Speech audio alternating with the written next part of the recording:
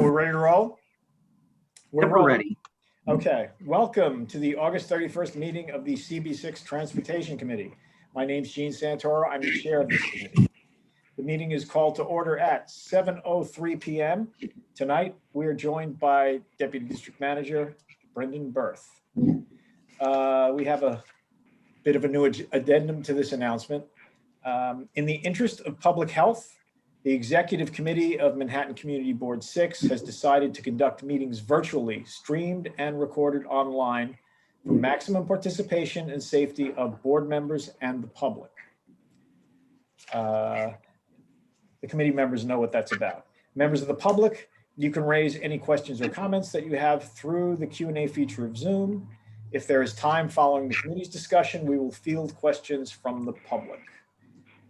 Larry Shire is taking minutes tonight. He stepped up today when we were up against the wall looking for somebody. Thank you very much, Larry. Really appreciate it. And so now we will take attendance by roll call, and your ever-friendly Brendan Berth will be conduct the roll call. Committee members, I will call your name and you will unmute yourselves. When your name is called, please say present. I will announce if there is quorum. B. Disman. Present. Charles Fernandez.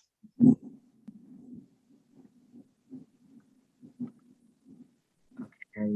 Do see Charles here, so I will mark you as present. Andrew Gross. I don't see Andrew here. He'll won't be present tonight.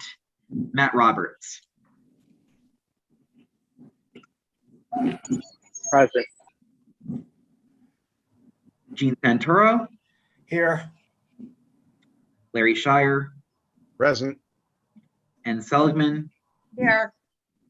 Brian Van Nieuwenhoven. Present. Ronnie White. I don't see Ronnie here either. And James Wilson. Here. We have a quorum. Excellent. Again, thank you all for coming out on the last day of August. This is, as you know well, not our usual meeting time, but September's calendar was such a mess. This is where we wound up. I really appreciate everybody taking time out of the last weeks of summer to show up for this, virtually or not. It's easier virtually, but still it's your time, so thank you. Okay, here is the agenda. You all saw it before. It was distributed ahead of time by the board office, and it appears on the screen before you. If there is no objection, we will adopt the agenda as stated. Members of the committee, if you object to adopting the agenda, please raise your hand through Zoom.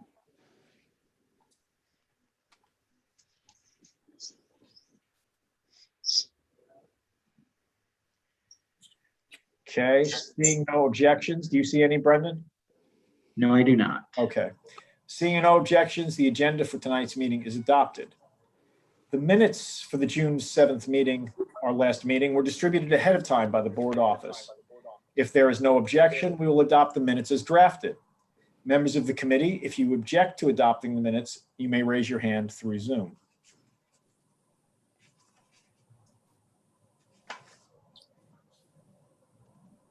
I see no raised hands. All right, neither do I. Okay, so seeing no objections, those minutes are adopted. They'll soon be available on the CB6 website. Now for the ever popular segment called ground rules. Let's observe these few ground rules to conduct an efficient meeting. No one may speak until granted the floor. Committee members, if you have a question about committee business or wish to make a motion, please raise your hand through Zoom. If you click the participants icon, the participants panel should appear and you should find the raise hand function there. There's also a separate raise hand function that many of you probably have now. If you still have technical difficulty, you may click the chat icon and relay your difficulty and Brendan will help you out. The chat function. The chat function should not be used for committee business or questions about agenda topics. All such remarks should be made on the record by raising your hand through Zoom. Chat should only be used to alert us to any technical difficulties you are having or to state in writing information, like an email address, that was already stated aloud on the record during the meeting. When a committee member is given the floor to speak, I will identify you and you can unmute yourself so that you can speak. Makes it a lot easier that way. We are required by executive order to create we are just required, period, to create a verbatim transcript of the meeting. So please keep your questions and comments succinct and germane to the agenda. Okay. So the order of tonight's agenda was already shown, and we will be following the order of that agenda, which means, Patrick and Tony, that you are up first. This is about the NYU shuttle buses request to share certain bus stops for their route as they convey NYU students back and forth to school. That is correct, Gene. Thank you very much. And thank you all for being here. If I may tell you that I apologize for being on the late side. I just found out at the meeting late yesterday. So I have some notes that I'd like to make a brief statement and then talk about the 5 stops that we have listed that Brendan sent over to me. Is that okay, Gene? It is, as long as I'd appreciate it if you keep it short and sweet to the point, because this is like taking up people's time. It's the end of August and really, 100%. Thank you. I won't go into the history of the intercity bus permit system, which you're Please, familiar with. that would be another time. I'd love to hear it over a beer at a bar, but not tonight. Exactly. But what I do want to bring up is that this is a longstanding contract with a contractor for NYU, providing the students and public transit locally in their shuttle bus services since 2009 and 2010, at a time when the contract spread over time and there were bus stops issued earlier. And as we know, because of the new system, which was effected in 2013, by the time we got around to shuttle buses with it, and New York City DOT has been doing a great job of creating the portal and accommodating with the New York City permit system, so we all know where stops and authorizations are. We have a situation where it was 2018 and 19 by all these stops got put into play into the system. And there is one typo on one of them, we think, tonight. And this is a result of COVID. We would have been before you maybe in the early part of 2020, but here we are delayed. So apologies for that. Specifically then, having said that, we have a situation where we operate a small system, for lack of a better word, in the level of Academy and of New York City Transit, with the target locations of where students and staff and teachers are with NYU. This is done through 10 vehicles, which is in service at peak service. Sometimes there's only 2 buses or 1 bus is out there. Sometimes the service is for 36 weeks. Sometimes it's, for staff, it's over 52 weeks. But for the most part, it's not it's an extensive service to the extent that it provides NYU with a truly needed service to accommodate the public needs of the students and the staff and the teachers who are operating within the system of their campus, which of course are the streets of New York. Having said that, I'd like to take them one by one, if I may, because what I do, Gene, as you know, is I heard about this yesterday, so I got in the car early today. I went one by one, went out to every stop. So if I may quickly give you all comments that both Tony and I went over, and then we'll both take questions as to the individual stops. So this is a bit of an update. It's referred to as new application, which it is from a technical standpoint in the portal, but what we're pointing out is that it's been a long-standing service, and we want to acknowledge that. So having said that, my notes are over here on the service themselves. So in order that was put in by Brendan, thank you. The third and 20 northeast corner, 3rd and 21st Street. We're looking at right down the block from the 13th precinct. And having said that, around the corner, as you can see, there's a white brick apartment building there. Thank you, Brendan. The UPS truck is right there where we would be pulling the bus up into that area. When I went there today, there was 1 police car there. Otherwise, it was all clear. At that point, there was a small temporary construction sign, but it did not seem to be construction, although I see the police wire meshes there for cars along that line. The second one, Brendan, is the northeast corner at East 26th Street. This is the long-standing park right outside what used to be Bellevue and now part of NYU Langone, the medical school, students, staff, and teachers coming and going. The good news here on this one, I noticed the block before and the 2 blocks before that is the select bus service, et cetera. This is only the the service of the First Avenue local service, the 101. And at that point, you can see it there in a nice clear shot. And it also has the bus lane in the second lane. So we're going to the next one at 3rd Avenue and East 7th Street. And having said that, we went out there today. As you can see, it was clear here. This is the M101, 102, and 103. This was all clear as well. The apartment building next to it is the side building. So again, we're not blocking any apartment buildings in the front of the store. We're following the MTA as we do, and we just work with them very, very tightly and very nicely. Thank you, with some of the students that were coming in and out of some of the dormitories last week and this week, as we've done in the past. They're very good. So number 4, Brendan, I've got a question for you. We're not sure if it's on our end or your end. This is not the Tony. This is we were talking. This is the southwest corner. This looks like 23rd because the stop is actually further up from the corner. Okay, so it is at which location? This is behind Stuyvesant. Go ahead, 18. Brandon. Because on the just a moment. So it's the corner, it's so what's listed or what's listed on the email. I'm not sure if you're Yeah, what I thought. hear me. It's on Avenue C at East 18th. Correct. And what I have shown here is Avenue C and East 18th Street, the southwest corner, which is where there's a stop for the M9. Right, we've got the M9 noted here. Okay. Is it at a different location? We have to look at May I make a correction? This is the southeast corner. So Yeah. That's right. It would be the southeast corner. We were unable to access the portal when I went over there this afternoon, and Tony and I were on the phone twice within the last hour or two about this particular stop. If this is the stop, that's fine with us too. I was looking at the one that was actually on Avenue C because the way it was written, it was on Avenue C at East 18th. Well, that is in fact where you are. You're on the southeast corner of Avenue C and 18th Street. That van is on Avenue C. That's there it is. Okay. The FDR Drive, and going That's fine. straight up That's is fine. Avenue C. So that street is Avenue C. I will compliment you, Brendan. Thank you very much. And Tony, apologize for my error. I did this today. So that was that is the stop. Yes. Thank you. And as you can see, it's a clear stop. It's an existing MTA stop. It's not a heavily traveled stop. And once again, it's right by Stuyvesant Town. Was there a question here? I'm sorry, Colleen, was that you? Half an hour? Okay, call you back. Bye-bye. No, that's somebody's on the phone. Go right ahead. Okay, Jane, thank you very much. So we're back in Stuyvesant Town, East 18th and Avenue C. Thank you very much. Okay, we've got that clarified. That as is, and thank you for the assistance on that. Last but not least, we have the northeast corner of 3rd Avenue and 33rd Street.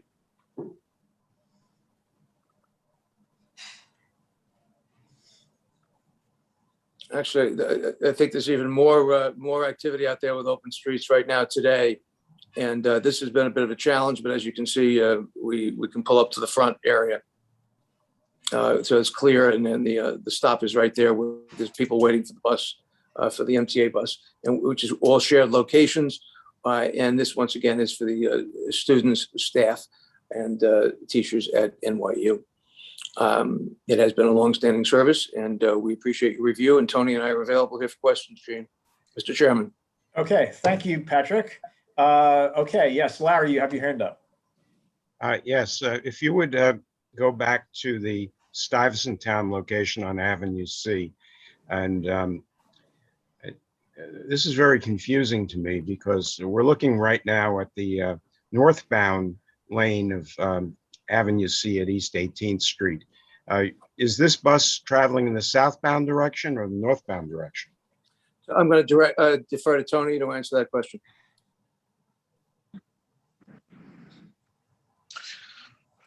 Okay, so at this point, looking at that street, I'm trying to. I don't have a better clear picture on what's on the right. It's not familiar.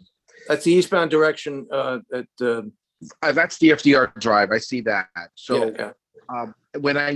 Okay, so now you're facing at the bus stop. So when we make the right turn, okay, that would put us on Avenue C. The stop is actually on, is this 20th? No, no, that's not right. If you make that right turn right there, you go onto the NPR Drive. There is another bus stop, catty corner, So, across Avenue C that's southbound. That's the one I looked at today, and I apologize. That's why I'm saying, looking for clarity here. I think that Right, might be. right, so. And I that's think in based- front of well, based on the- 315 Avenue C, and that's the northwest corner. Right, yes, I thought it was a typo. I said to Tony an hour or two ago, maybe this was a typo. So- And we tried to access the portal at this point, but Tony operationally. It's There we to go. your Thank right, you very much, Brendan. Brendan. Excuse me, Patrick. So- It's up to your right. It's behind yep, circle around. It's behind that tree. Yeah. It's on the directly up. That's the 18th Street. That's the loop that comes out that would Yep. be 18th Street. Exactly. And on the other side of that is where the bus stop is, the southbound bus stop is. So that's actually, as Larry said, the northwest corner. But but is the bus facing south? I'm sorry. The bus going that way is going south. Where you see the van and those cars, that's northbound. Okay, so that's where so the bus, so normally the route is coming from 20th Street. And then it makes the right turn heading past 18th Street, staying on Avenue C. So based on the description of the stop that's being requested, it seems that the bus stop that we're asking for is the one that's on Avenue C on the northwest. I'm not sure when we applied for the stop, how it ended up in the southwest. So the stop would be before, so right now that picture that you're showing, so the stop will be before, before crossing that intersection, there is a stop. Yes, that's it. I believe that's it. That's it. That's, let me see, hold on. Can we look at more? There it is. That's what. Can we yeah. look at, so That's the where I bus was is going, today. the bus is going south. So the bus is going southbound, heading towards 14th Street. So when the bus makes a right on 20th, the bus makes a right on Avenue C from 20th Street and heads down to 18th, crosses over and continues on to 14th. That's it, right there. The stop that I believe, right. So the stop that we requested was the north. That's the northwest corner. Northwest corner. Right, On Avenue northwest C. corner, Off, Right. East 18th. right. So I'm not sure if when we applied, how it ended up on the south, is that the southeast corner Well, or the southwest corner? No, it's southeast. So Larry, please amend that in the minutes, and Brendan, please amend it. Yeah, and Brendan, thank you for the visual gymnastics. That was great. Yeah. Yes, Yeah, really the appreciate original- it. Thank you. Thank The you. original application said, or at least what CV6 received said that it was on the southwest corner of Avenue C and East 18th Street at the M9 bus stop there. Okay, well, in the interest of due process, we better ask Colleen. Since Colleen, you've heard all this, what do you make of it?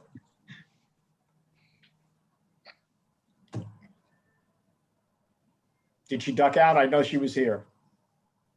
Let me double check. Colleen is on. Colleen, if you can speak, please.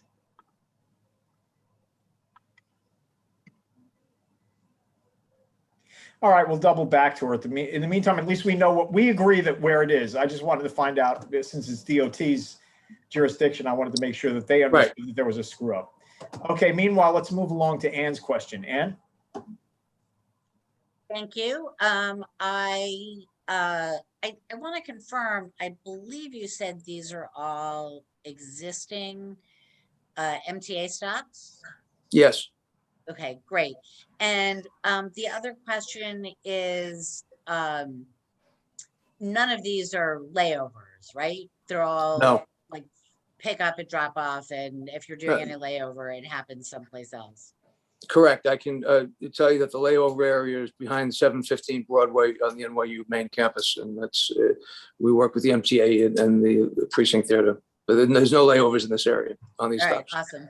I have to tell you, as many times as I have waited for buses in these stops and seen your buses come through, I wish you would take patience as well as teachers and and students as well. Well, we're under contract to NYU. We'll pass that on. Yeah, NYU, the university part, not NYU, the Langone part. But both. I've had experience with both. Yes. Yeah, yeah. Okay, Colleen, are you back on? Hey, I'm here.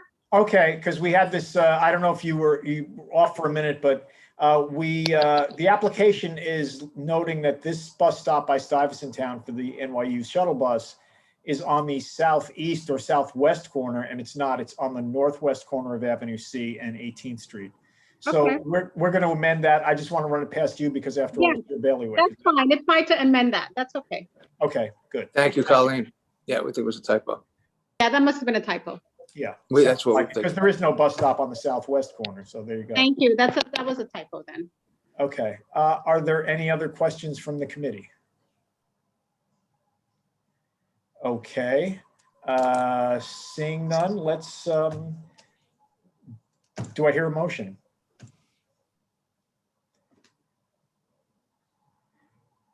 We have to do a reso on this as usual with the bus stop stuff. That's- I'll move that we, I don't know if we want to support or no objection, but like, I'm good with this. Okay, it depends on how the committee feels. No objection is fine. Larry? Larry has raised his hand. I second. Okay. So. Brendan, let's take a vote. Okay, So, When I call but, your- I'm sorry, is this no objection, Jean? Well, that's what I suggested, and unless anybody has an objection to the resolution of no objection, let's go with that. If you want to switch it to support, to me, it's very little difference in this particular case. No objection is fine with me. Okay. okay. So with all that being said, when I call your name, please say whether you are in favor, opposed, abstain, or abstain for cause. B. Disman. In favor. Charles Fernandez. In favor. Matt Roberts. In favor. Gene Santoro. In favor. Larry Shire. In favor. Ann Seligman. In favor. Brian Van Nieuwenhoven. In favor. And James Wilson. James, you want to unmute yourself and vote? Okay, I can read your lips and hear you in favor, but there you go. Speak. Favor. Sorry, in favor. That's okay. Okay. With 8 in favor, nobody opposed, nobody abstaining, and nobody abstaining for cause, the resolution passes. Now we just need a resolution writer. Yes. Anybody want to volunteer for this? It's really straightforward. Okay, B, thank you. Appreciate it. Having trouble with my screen, so forgive me. I will do it. I'm just gonna ask Brendan to send me the letter, so I have all the stops. Yep, I can do that, just with the one clarification that it's actually the northwest corner and not Right. the southwest corner of 18th and C, because the Right. letter we received said the southwest corner. Yeah, Additionally, no, the I letter we actually received- took that down, so I will make the amendment. I was trying to follow the stops, so if you give it to me, I will certainly do it. Yeah, I can give that information to you. Thank you, B, Th- very much. Thank you. Thank you, Patrick 1 and Patrick 2. It's really good to see both of you. Thank you. And we appreciate it. And My yeah, I do share apologies. Ann's sentiments. There are times when I'm walking someplace and My when the apologies. shuttle buses passes me or it's stopped in front of my apartment building and I go like, gee, it's 95 degrees out. It'd be nice to hop on there, but I'm too old to pretend I'm a student and probably even too old to pretend I'm a faculty member. So, it's the way it goes. What are you going to do? So thank you guys. Good luck with it. And good luck with the students during the continuing COVID fun and all that stuff. So thank you very much for coming. And Thank I'm you. sure we'll see you again, Patrick. You'll see me again, Jim. Look forward to seeing everybody in person again sometime soon. Hope everybody's in a cool place. Someday. Everybody individually and collectively, nice to see you all. Thank you. Someday. Nice meeting you all as well. Thank you very much. Thanks, Tony, Tony. thanks for Bye, joining us. Patrick. Bye, Tony. Bye, Thanks. Diane, Bye. Colleen, Pete. Take care. Thank you. Okay, rolling right along so that we can keep this meeting as short as possible since it is our time on August 31st. I'm trying to be careful about that. We have next DOT's presentation on the Lexington Avenue changes that they're proposing. Half of them, or the more than half of them, are probably on the west side, which is actually CB5 turf. Everything on the east side of Lexington Avenue belongs to us, so I'd strongly suggest that's what we focus on, although we can make comments on the other side for CB5's delectation and amusement, whatever. Luckily, when I was looking at the number of people who were showing up from DOT to do the presentation, and I thought we only had 6 people coming, I thought, God, we're going to be outnumbered. But as it turns out, we've evened up the odds and passed you guys. So if it turns into a basketball game, we'll win. Okay, please step up. You guys are on. Kimberly, Heidi, thank you, welcome, and thank you for coming. Colleen, I know you have some part in this, but you're already here, so I'll welcome. I'm already here. I'm always here. You're always here. Thanks, James. Oh, you wanted to intro, Heidi? Or? Oh, no, I was just going to say hello. Thanks. Hi, I'm Kimberly Rancourt from the Manhattan Borough Commissioner's Office at DOT, and we're joined by our colleagues from the pedestrian unit, Heidi Wolf, Deputy Director, and Paul Mercurio. And they're going to walk us through this proposal. And it's building on a project that we put in temporary, extra temporary materials. So all of our projects that we do in-house are somewhat temporary in nature, but we put in a project last year, and this will build on that. So that's what Paul will talk about. Thank you. Sorry, Paul, I didn't welcome you separately, so welcome now, and you're on, so go. Thank you, I feel welcome. Just as a heads up, I have been at the office all day and my cat is used to me being home all day, so you may get a tail flicking across my screen. That is Morgan, my assistant, so please be kind to her as well when she decides to join us. That said, let me start screen sharing. And yeah, so as Kimberly mentioned, I am in the pedestrian unit, and this is one of our street improvement projects that we're looking to move forward on this year. So Lexington Ave between 42nd Street and 51st Street. This is to, as it says on the slide, mitigate some of the pedestrian congestion that occurs along this corridor. So let's start by going into the background. So the project area, 42nd Street to 51st Street, you all are familiar with this, Lexington Avenue. I imagine many of us have walked this corridor many a times. It is a high pedestrian volume corridor right next to Grand Central Terminal. There's the surrounding commercial district. There are tourist destinations. There are hotels. The street itself has a relatively narrow right of way, and the sidewalks as part of that are also very narrow. There were some top of the T curb extensions that were installed back in 2015, right adjacent to Grand Central Terminal. And as you'll see here, as you'll see later in the presentation, we did a temporary sidewalk expansion back in 2020, i.e. a year ago during COVID, and that is between 42nd and 48th. Regarding the safety data, this is a Vision Zero priority corridor within a Vision Zero priority area. As you can see from this table, there have been a number of severe injuries along this corridor. Thankfully, no fatalities. The existing conditions. So as we're all familiar, there are 3 vehicular travel lanes on the east side, which is what we're here in CB6. There's commercial loading, hotel loading, taxi stands. And then on the west side, there's a curbside bus lane and bus stops. And as you can see in the cross section there, 12-foot sidewalks on either side.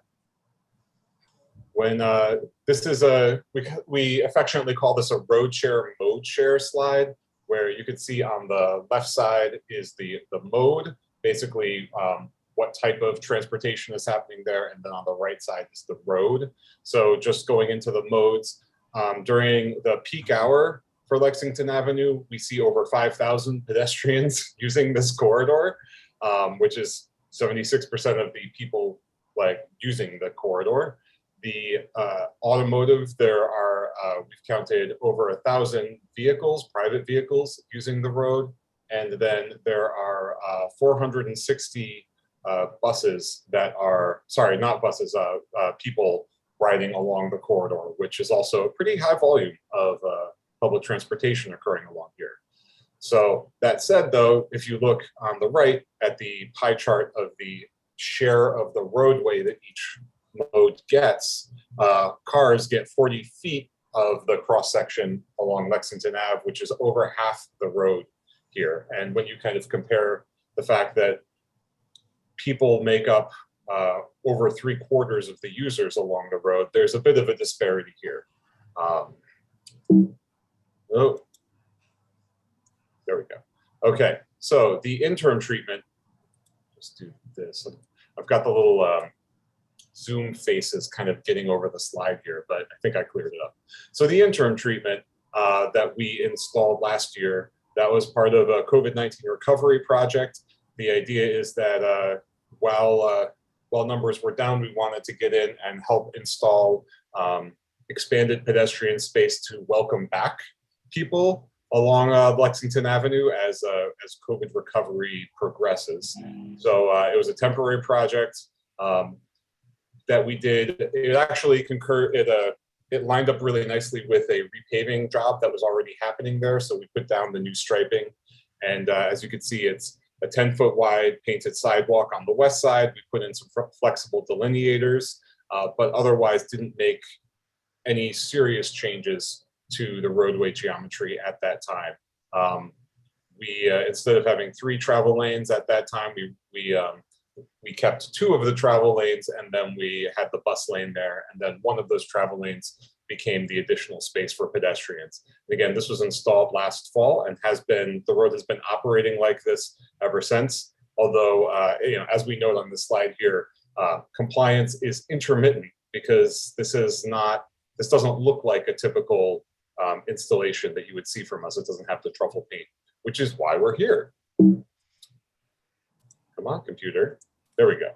So parallel to this, there is a upcoming capital project along this corridor. If you're all familiar with the East Midtown rezoning, and as part of that, there's a bunch of capital funding. There's a bunch of funding that was made available to do roadway and transit improvements to the neighborhood. So in blue, you can see that there's Vanderbilt Plaza, which I heard you guys talking about earlier, and I agree, it's really cool. There is Pershing Square West, which has been there for a while, and Pershing Square East, which is on the way, I'll say. And then we're also have another capital project that's looking at doing a capital build out of road reconstruction along 43rd Street as a shared street.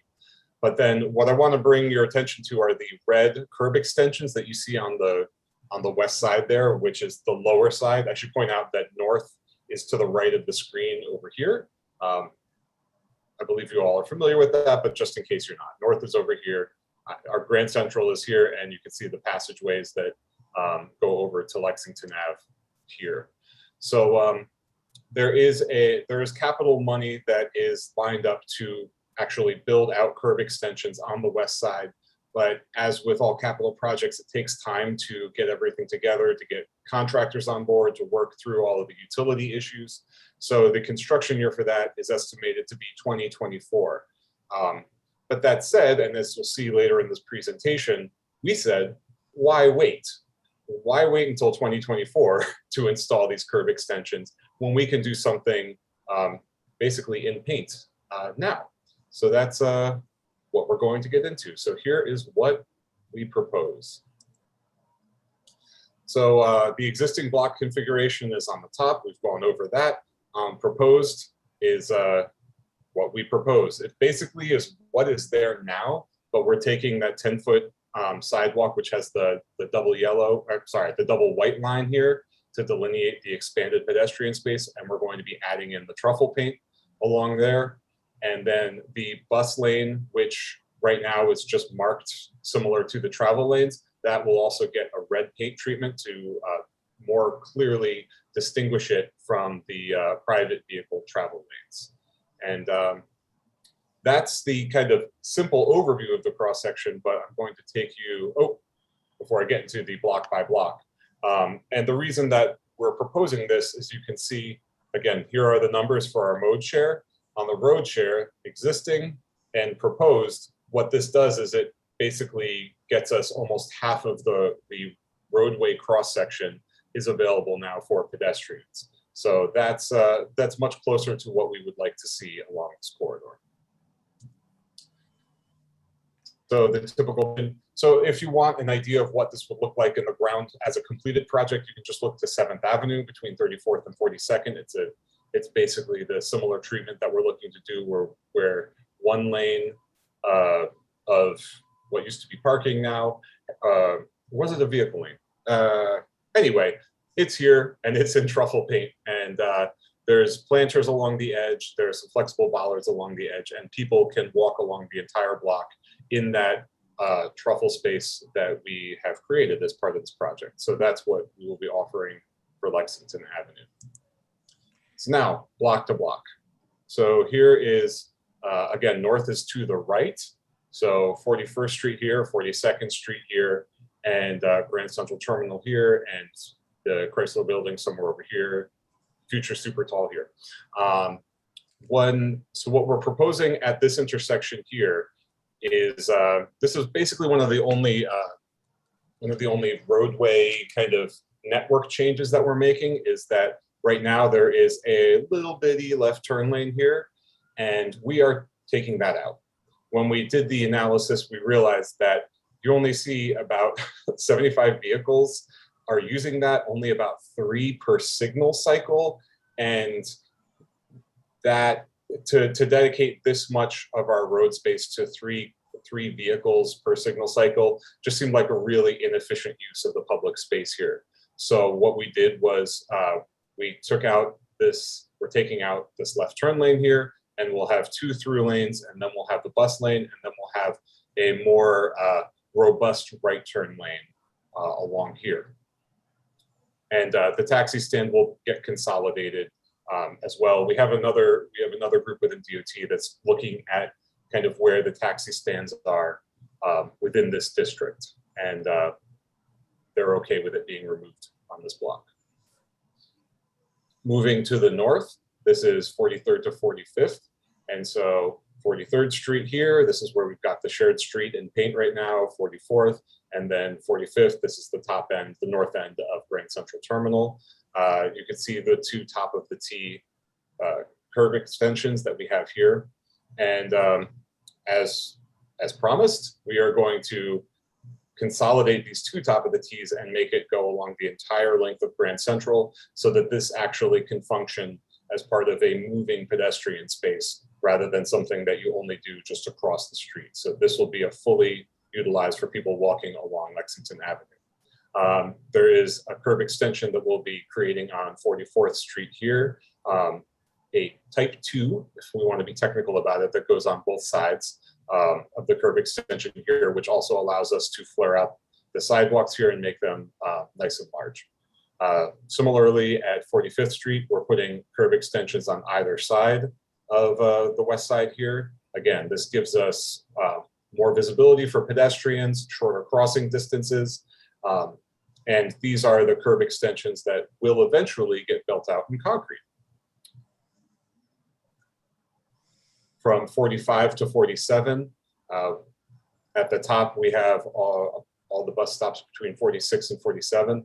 These are, oh yeah, and it's important for me to acknowledge that there is a bus stop here. The M101, 102, and 103 is a local stop. Stops on this block between 44 and 45. That is getting consolidated as part of this plan. We are prioritizing to ensure that there is a nice ability for pedestrians to walk along the entire length of Grand Central Terminal. And to that end, it will be consolidated up here, as you can see right here, together. And what this allows us to do is we're creating curb extensions on either side of it, and we're creating a nice robust space for the buses to pull in, pull out.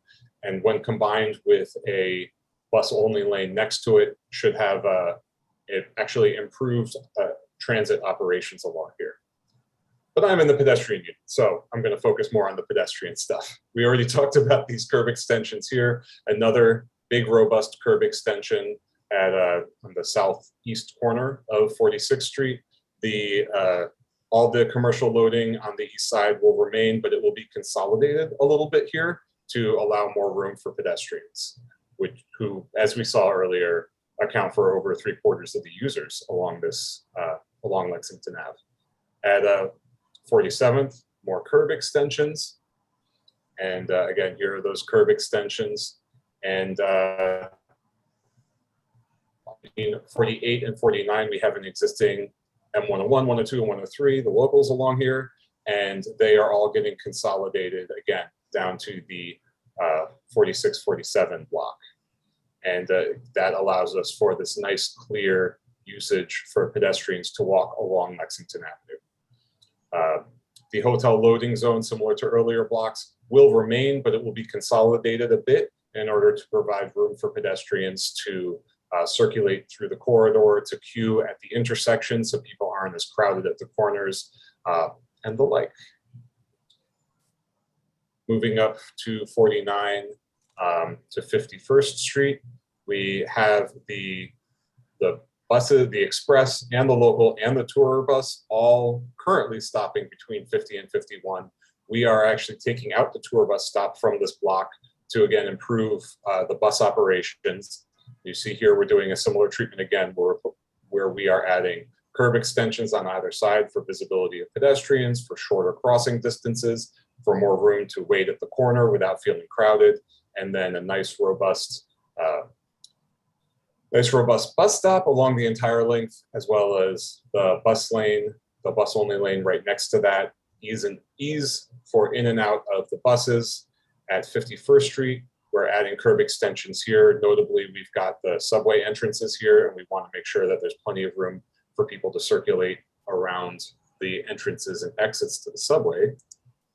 And finally, from 51 up to 53, the majority of the pedestrian improvements are up to 51st Street, but we're DOT and we need to think comprehensively about the transportation network. So the bus only lane will continue north up to about 53rd Street. And you can see that here where we are letting private vehicles know that they have to shift out of here, and this begins to be a bus only lane, and it gives room for the buses to move over.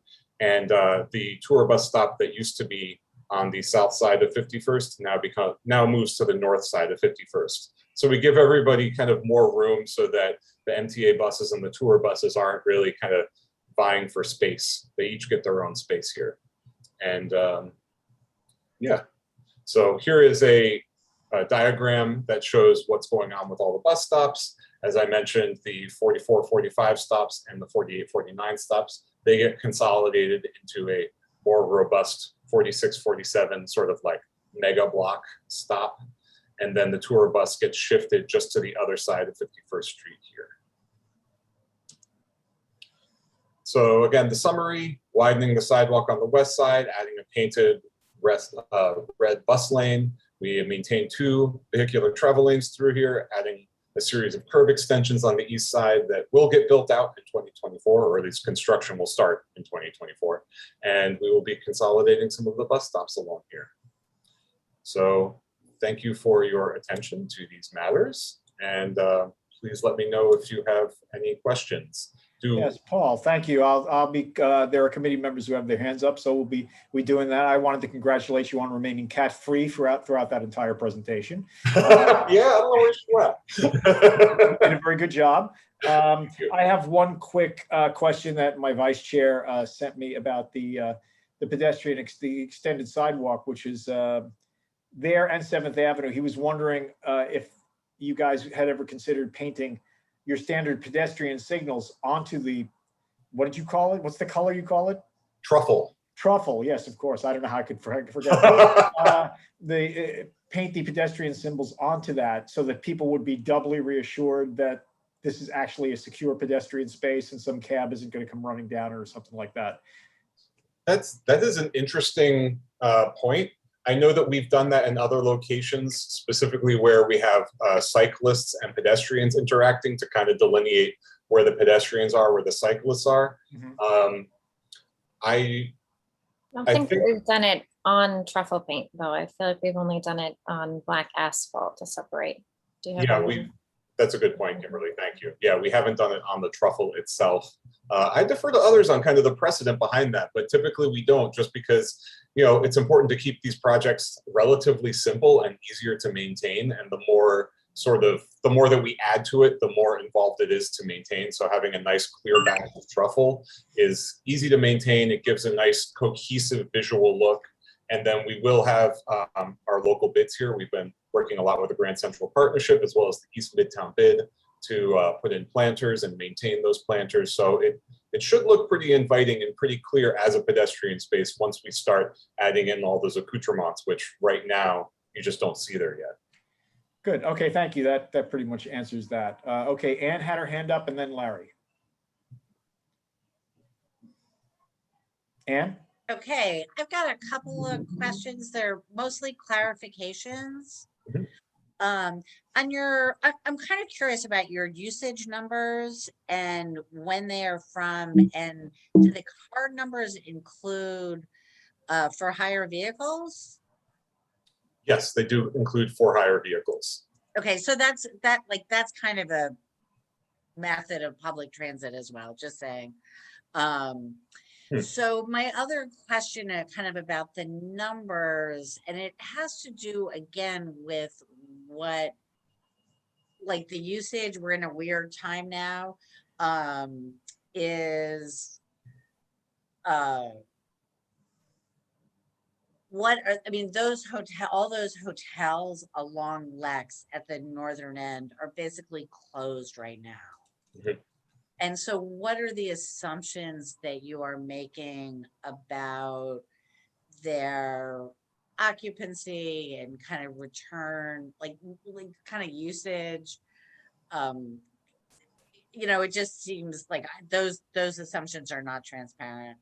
Yeah, no, and that's a good question. And those are, I mean, that is a good question for me and a good question in general. What we're doing is we're not making any sort of radical assumptions with regard to land uses. We recognize that currently the land use situation is relatively in flux. And what we're doing is we're kind of erring on the conservative side to not make any drastic changes to the kind of the curbside uses. We're basically creating the curb extensions to kind of open up the corners for pedestrians, but we're largely leaving the mid-block usages in place and kind of seeing how this all plays out. To answer your questions about these numbers were actually taken in fall of 2019 before the word COVID was probably uttered by any of us. So these represent a normal condition, you know, with what is normal in today's day and age, but I'll say it represents a pre-COVID condition. Okay. That's what I was wondering. And I guess my last comment is I live on 46th Street, so I'm fine with the you know, that bus stop staying there. But I am a little concerned that, you know, we're losing, like people might have to go, you know, if somebody's at 44th Street to go to 41st, like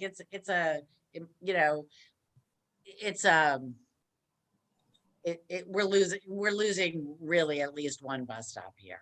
Like people, it's a little bit of a loss. Yeah, and I mean, I'm not going to pretend that it's not, right? Like it's very clear right here. We've got the X through there. I'm hoping we're being very transparent about what we're doing here. We have talked with the MTA about this, and we've talked with our transit development peers within DOT. And it's just kind of a question of, you know, we have limited space, and how do we prioritize the space here? If the stop remains here between 44, 45, then we lose the entire idea of like being able to walk along the entire length of Grand Central Terminal. And so it was definitely a struggle for us to figure out how do we balance out where to put the bus stops, or where to keep the bus stops, and where to maintain the throughput of the walking lane on the west side there, because, you know, ultimately this is about pedestrians as a transit mode along this corridor. You know, we don't really think about pedestrians as transportation often, right? We always think about the vehicles as being the transportation, but the sidewalks and the pedestrian spaces along here are really important. And a lot of people walk along Lexington Avenue getting out of Grand Central Terminal here. And I think we all know how crowded Lexington Avenue And those sidewalks are very narrow. Yeah. So we had to make hard choices here. And I'm hoping that you can see that we tried to do our best to preserve as many of the stops as possible, make sure there wasn't too much spacing between the stops, between the consolidation of the stops, but also to honor the need of the pedestrians as well and try to find a way to balance that. Just thought it was worth mentioning. I'll just add, Paul, to remind you that we really did see the PED volume disperse and start to drop significantly from the terminal at 45th. And that was part of why 44th to 45th was so essential. And I believe you mentioned earlier, Paul, but just that it also does increase efficiency for the buses. So even for bus riders who some might have to walk another block or two, but others will have faster service because the bus is making fewer stops.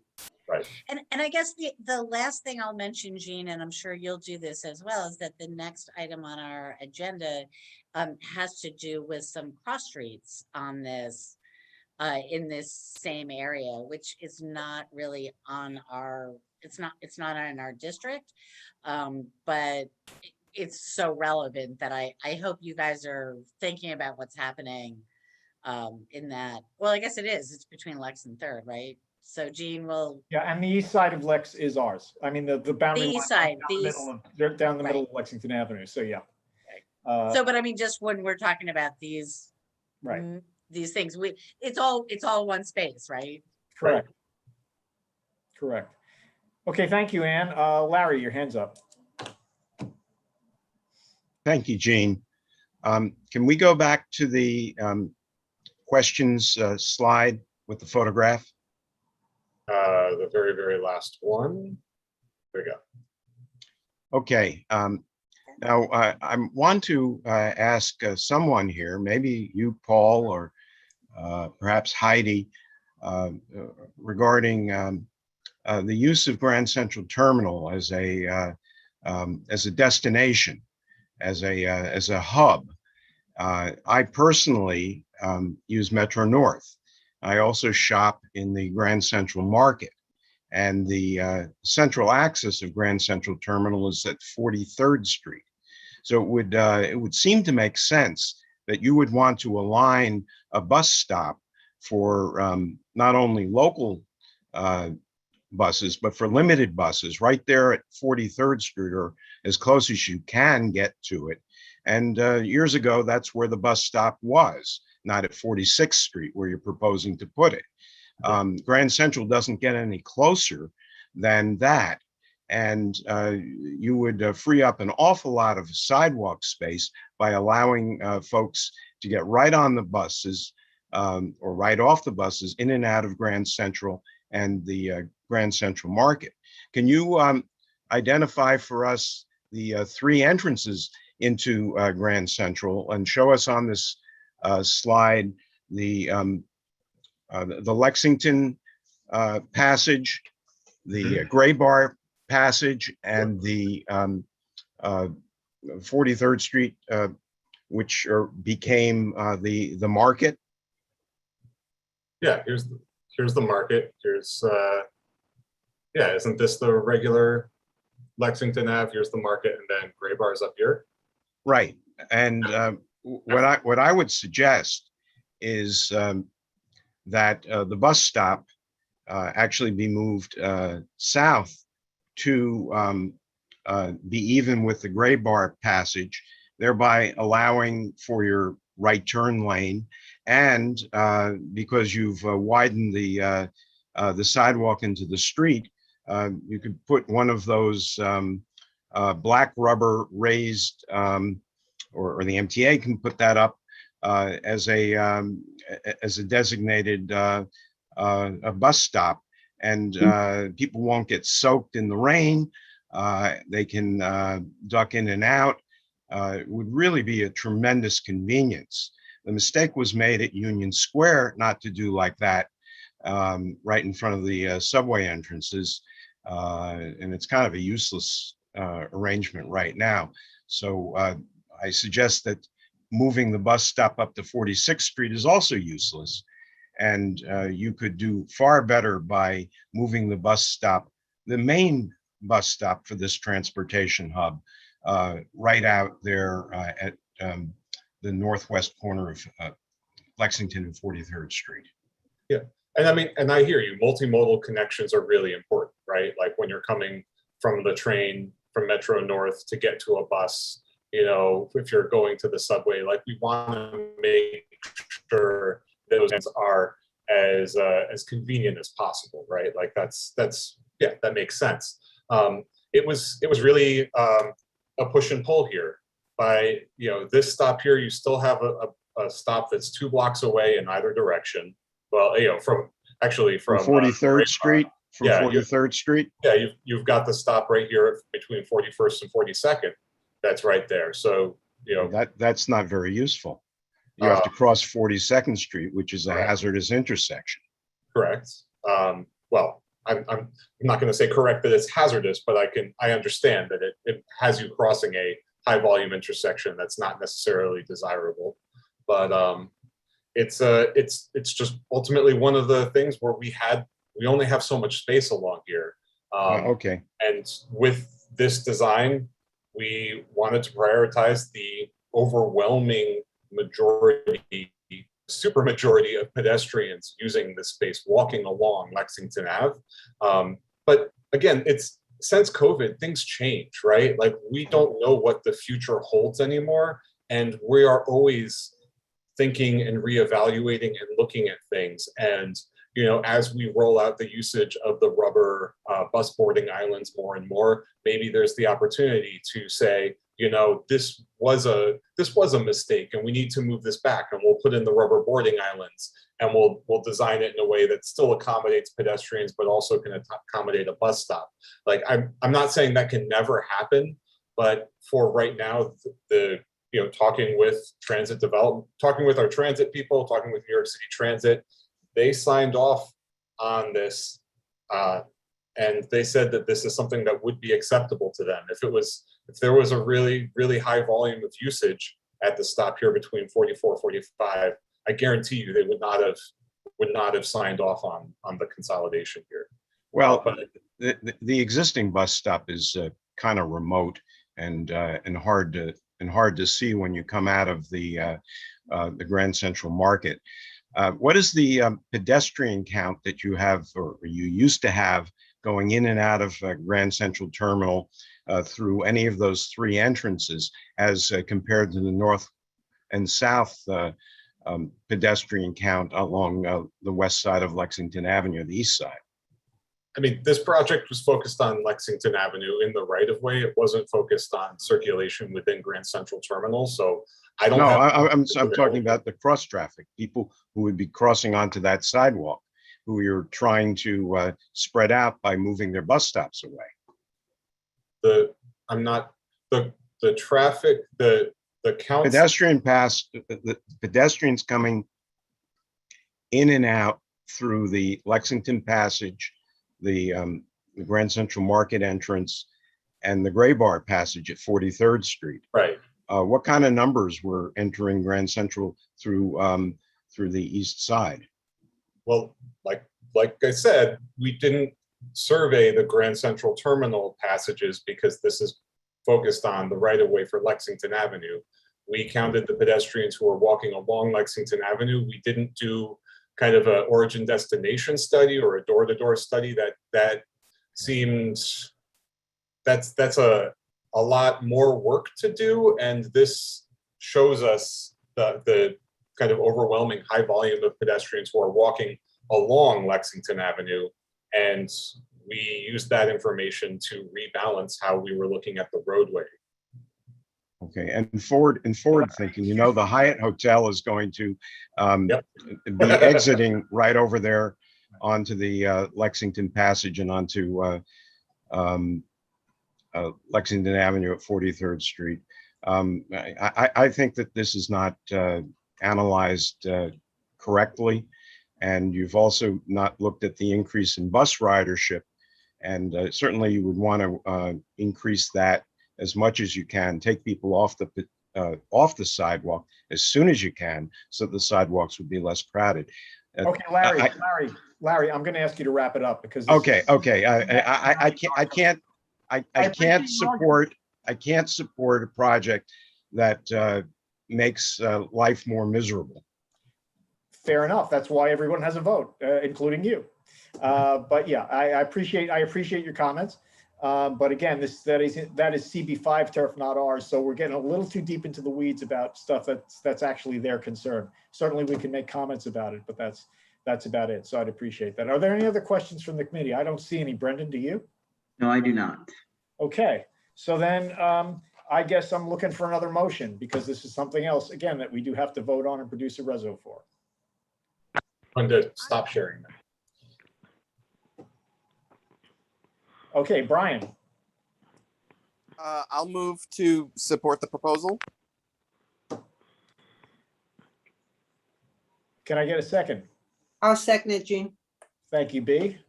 Okay, so Brendan, you're on. Please conduct the roll call, the vote call. Okay. When I call your name, please say whether you are in favor, opposed, abstain, or abstain for cause. B. Disman. In favor.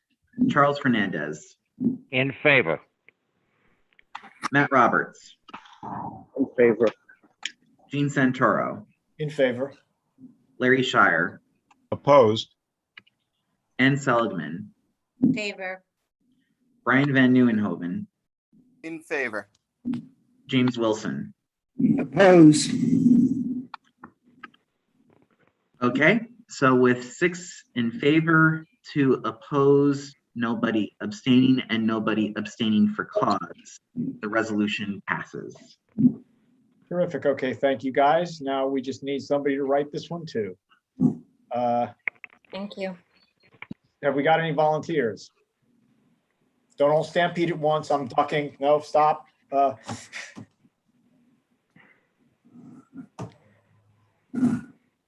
Anybody? Wow. It's a drought. I'm not allowed to write that proposal, right? Like that's. No, Paul, I'm sorry. James, when's the last time? James, when's the last time you wrote a resume? I think. I'll do it. All right, thank you, Brian. I really appreciate it. You can email me tomorrow, and we'll talk about structure a little bit. You know, I'll be happy to help you out in any way I can. I appreciate it. Okay. So we'll do that. Okay, so we have Brian writing the reso. We've passed this 6-2. Thank you, Paul. Heidi or Hetty? Which is it? Is it Heidi or Hetty? I thought you said Hetty, and I'm reading Heidi. So It's Heidi, yeah. Heidi, okay. And Kimberly, and even Colleen, although she's going to be sticking around, I hope all the rest of you scatter back to the other rooms of your apartments or houses, wherever you are. Okay. Well, thank you all for coming. Appreciate the. Go pet your cat. Thank you all for hearing me out tonight, hearing us all out tonight. I really appreciate the support. You did a fantastic job. Thank you. All right, folks. Thank you. Thank you. Okay, moving on. And this is going to be really quick because this is very preliminary. Okay, this is. I've been thinking about this for a while, and it was before actually the serendipity of this DOT stuff about Lexington dropping onto my desk, because I was aware, as we all were, that they had done the temporary sidewalk extension on the west side. But we've been talking about this area for a while. I mean, we did put the shared street that Colleen is still in a very temporary state, but I think that that's going to change from what Paul suggested. And when I saw this especially, I was just reinforced in the idea that, okay, if we're going to make that part of the area pedestrian friendly, where do people go when they're not marching up and down Lexington Avenue to the tune of 5,000 an hour or whatever? And the short answer is they migrate eastward usually to find someplace to eat or hang out or whatever. So what can we do with these streets, the handful that basically don't go through the west side, to make them more accommodating for people to circulate on foot?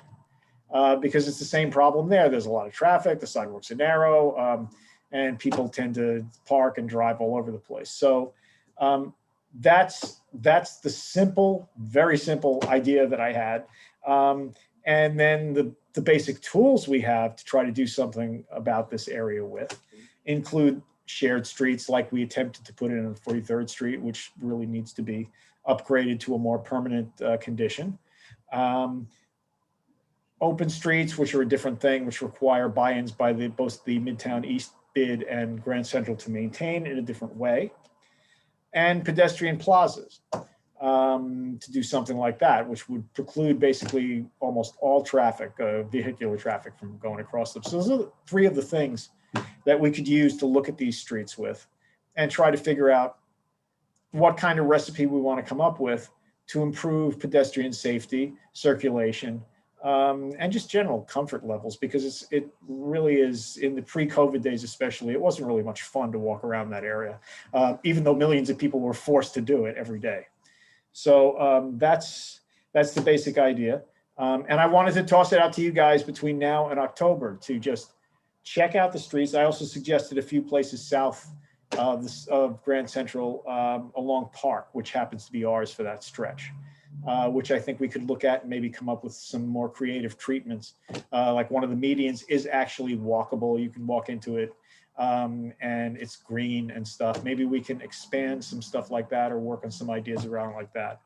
Wanted to hand it off to everybody for the next month and change. And just have whoever can walk around the area and look at it and come up with different ideas so that then we can actually discuss what would we like to do with this, if anything. What would we like to do with parts of it? How can we improve it? So, and then from there, I'll be in touch with the Grand Central Partnership, BID, and Keith Power's office to coordinate with them about what it is that they think, what it is they'll support, because their support is going to be useful, let's say, for at least some of this. Okay, and that's basically it. Anne,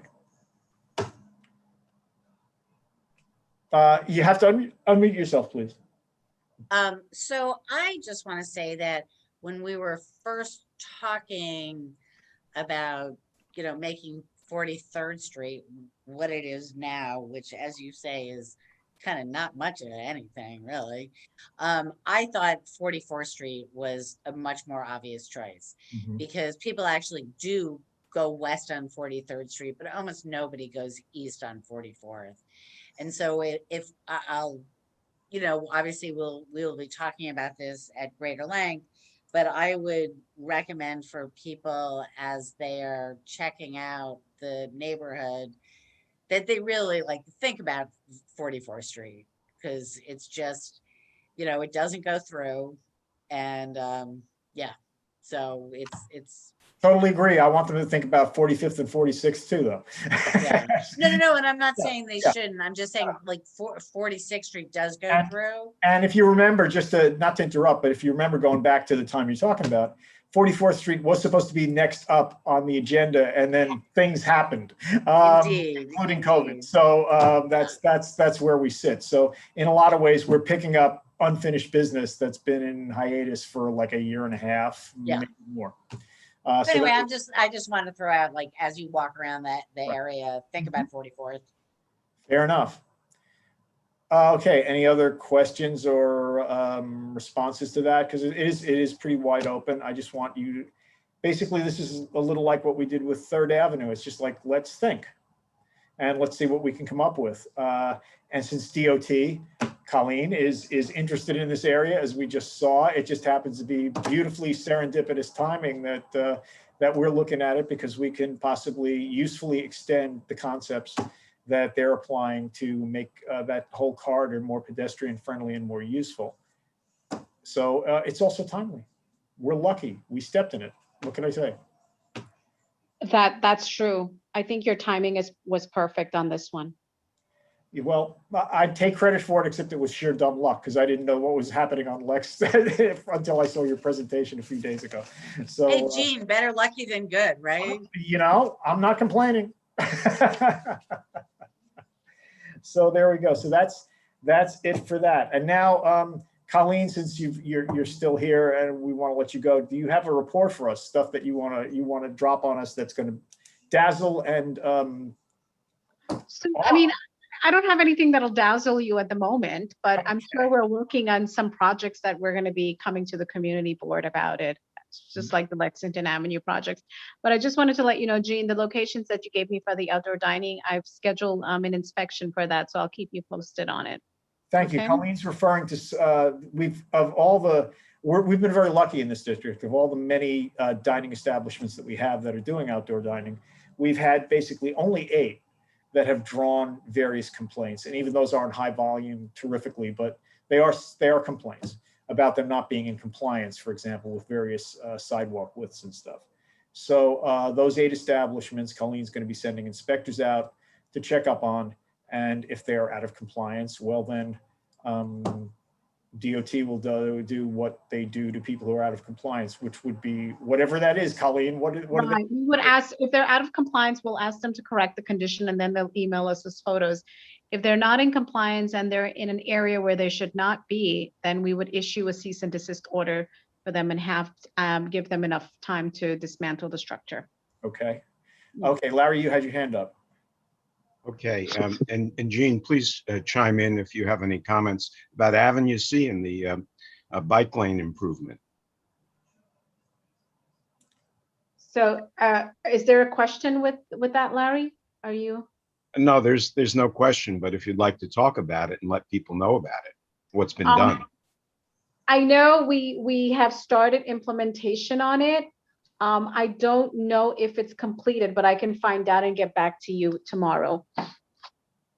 Okay, no, this was more for the benefit of the community, and let them know that this is a part of the East Side Coastal Resiliency Project to create a detour for cyclists and pedestrians who will not be able to walk through the pinch point in the future while construction proceeds.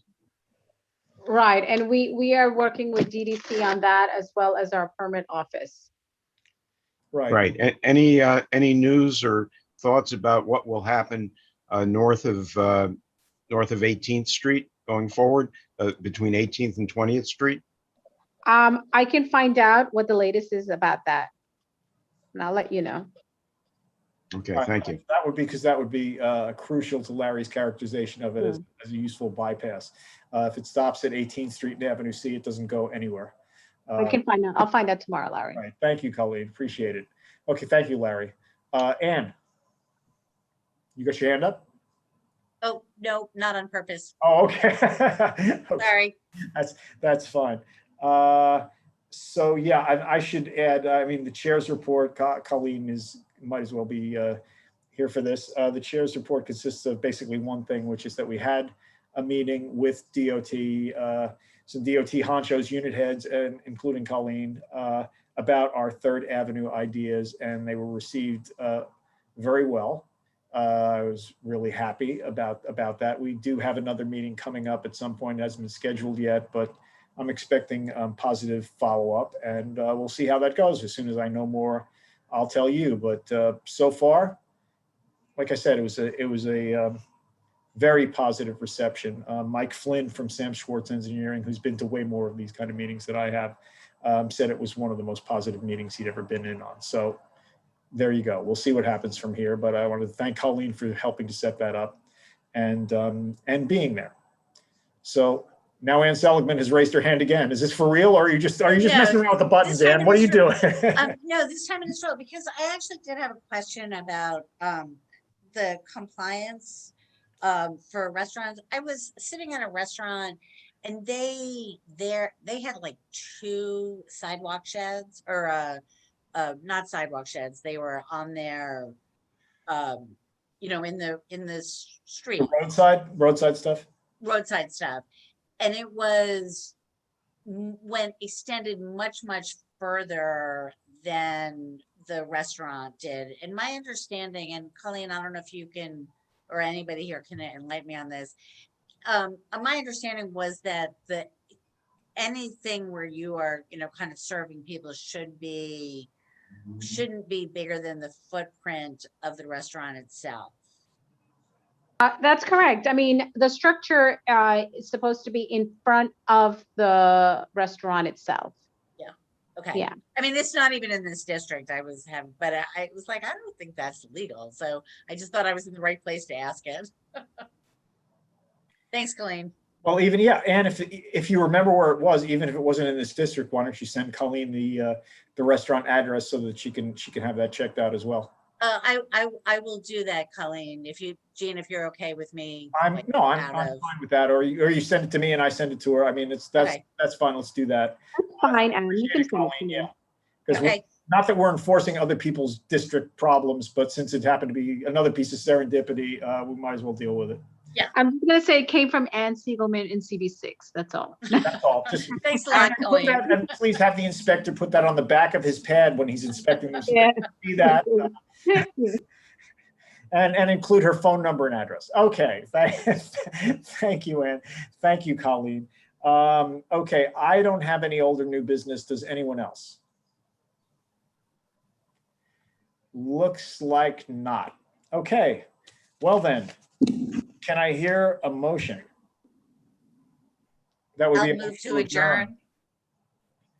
Okay, that's it. We don't need a second for that. As far as I'm concerned, this meeting is adjourned at 8:19. Again, I want to thank you all for taking the time out on August 31st to do this. It's crazy, It's but a crazy calendar this month. crazy calendar. September is a mess, and we've already moved full